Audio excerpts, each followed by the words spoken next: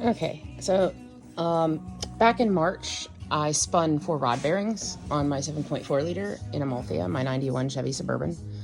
And we took the engine out and we pulled it apart, and the block is currently at the machinist, and Jerry's doing his best to get that together for me.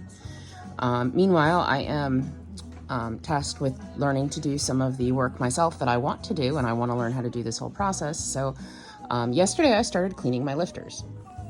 And I have, we ordered them to keep them in order by putting them in a box like this when we pulled them out.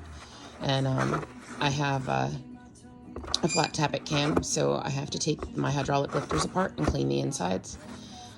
When my rod bearings spun, they shaved apart inside the engine, and they clogged my oil pump with copper. I had Cleveite 77s in there, and they have copper inside them. These are the ones that I've cleaned so far. So I'm going to show the process of taking one apart and cleaning today. I have my setup. I've got a couple of brushes to brush loose the grit and the copper chunks that are on the outside of some of these, which if I can find a couple, I'll get a close-up. This is mineral spirits, which is to dissolve some of the grease on there. I have a magnet, I'll show you what that's for later, and a pick. And this is to dust off some of the copper and isolate it if I can find it.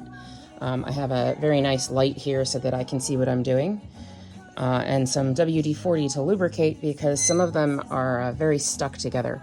I also have some Scotch-Brite pads, which I don't have right next to me right now, but some of them have a little bit of, they've been sitting. And while we did leave the oil on them and we did coat them, the ones that were near the front of the box in the bag, when they got pushed into the box, some of the oil came off and they had a slight film of rust on them. So I used Scotch-Brite, green Scotch-Brite, to remove that. I'm going to get started here.